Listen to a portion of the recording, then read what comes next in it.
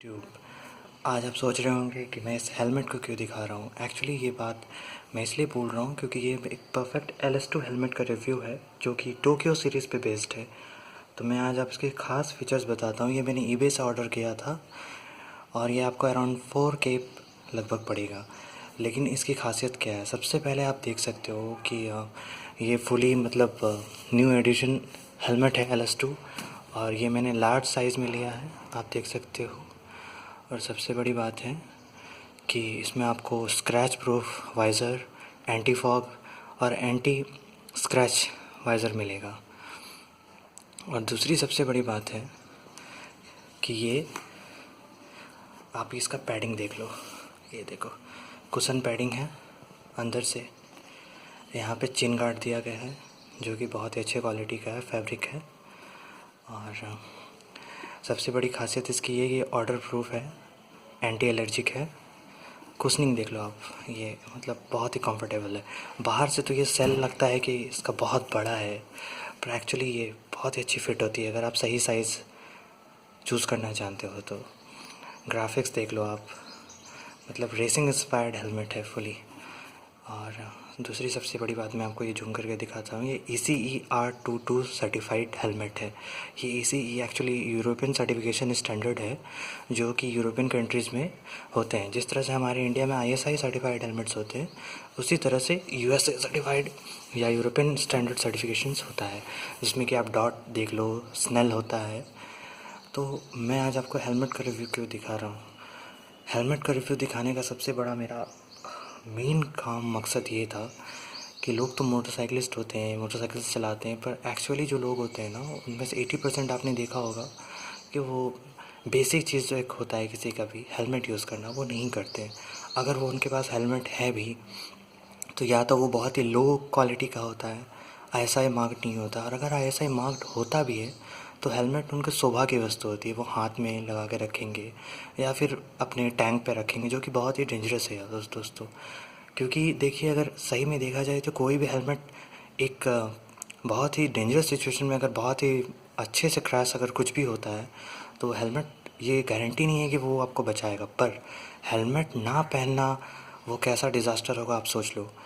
तो प्लीज़ मेरा उन सभी मोटरसाइकिलिस्ट जो भी ये वीडियो देखेंगे या फिर जो भी अपने फ्रेंड्स को या जिनको भी आप रिफ़र कर सकते हैं कि प्लीज़ हेलमेट पहने एटलीस्ट। अगर आप कोई भी बाइक ख़रीद रहे हो या मोपेड ही ख़रीद रहे हो तो कम से कम 40-50 हज़ार तो लगता ही है। एक अगर ISI मार्क हेलमेट कितना 900 या 1000 रुपये का दाम होता है, वो आप ख़रीद लो। कोई ज़रूरी नहीं है कि आप रेसिंग इंस्पायर्ड या 4000 या 5000 खर्च करके हेलमेट खरीदो, पर एटलीस्ट हेलमेट ख़रीदो और पहनो। ये मेरी आपसे रिक्वेस्ट है। और बात बाकी वो फिर आप पे डिपेंड करता है, क्योंकि इंडिया में मोस्ट ऑफ केसेस आपने देखा होगा 80% केसेस जो विक्टिम्स होते हैं वो हेलमेट नहीं पहने होते हैं और उसकी वजह से सीरियस ब्रेन हेड इंजरीज़ वगैरह होता है, जिसकी वजह से बहुत सारा प्रॉब्लम होता है। दोस्तों, लाइफ बहुत ही इंपॉर्टेंस रखता है और सावधान और कॉशियस रहोगे आप तो बहुत ही अच्छी बात है। चांसेस बहुत कम होता है, किसी डेंजरस सिचुएशन से पढ़ने से अच्छा है कि उसको आप इग्नोर करो। उसको आप कितना इग्नोर कर सकते हो, उससे कितना बच सकते हो, वो सबसे ज़्यादा इंपॉर्टेंस रखता है। और बाद बाकी मैं आपको इस हेलमेट की खासियत बताता हूँ। पहली बार इसमें ये पिन लॉक सिस्टम दिया गया है, जो कि एक मतलब क्रैश होने के टाइम में ये इसके खुलने के चांसेस बहुत कम होते हैं, आप देख सकते हो। और ये बहुत ही आसान है खोलने के लिए, तो ये एक बेटर चीज़ है। दूसरा, इसमें तीनों तरफ दो जगह एयर वेंट्स दिया गया है। ये देखिए, एक एयर वेंट्स यहाँ पे, एक एयर वेंट्स यहाँ पे और एक एयर वेंट यहाँ पे है, और पीछे में दो एयर वेंट दिया गया है। अच्छे हेलमेट की खासियत ये होती है कि वो नॉइज़ जो अनावश्यक नॉइज़ेज़ हैं, अनवांटेड नॉइज़ेज़ होते हैं बाहर के, ट्रैफिक के, वो सब उनको फ़िल्टर करता है। सबसे बड़ी खासियत ये। और ये फुल फेस हेलमेट का एक फ़ायदा ये होता है कि ये आपको पूरी तरह से सेव करता है। मोस्ट प्रोबेबली आपने देखा होगा लोग ओपन फेस हेलमेट पहनते हैं, जिसको मार्शल हेलमेट्स भी बोलते हैं, तो वो उतना प्रोटेक्टिव नहीं होता है। आपको सबसे पहले ये देखना है कि आप जो बाइक चला रहे हैं, कौन सी बाइक चला रहे हैं, आप कौन सा हेलमेट प्रेफर करते हैं। ऐसा नहीं है कि बस स्टाइल पे जाओ। ऑफ रोड हेलमेट्स आते हैं। ऑफ रोड हेलमेट्स किस लिए होता है, वो डर्ट बाइकिंग हेलमेट्स होते हैं। जो लोग डर्ट ट्रैक में रेस करते हैं या करते हैं उनके लिए वो बेस्ट है।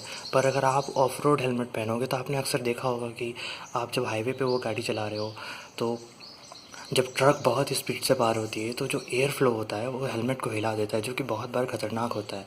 तो वो सब चीज़ों को भी ध्यान रखना है। पर फुल फेस हेलमेट ये सब जो होते हैं, LS2s हो गए, और भी आपके जो कंपनी के आते हैं, SM के हेलमेट्स हैं, तो इन सब का खासियत ये होता है कि ये बहुत ही एरोडायनेमिकली प्री प्लान्ड हेलमेट्स होते हैं। इनका डिज़ाइनिंग बहुत ही अच्छा होता है, और आप देख सकते हो कि इस हेलमेट के साथ मुझे कोई ब्रोशर नहीं मिला है। इसमें बार कोड दिया गया है, आप इसको स्कैन कर लो तो आपका ब्रोशर डाउनलोड हो जाएगा, जो कि मैनुअल होता है।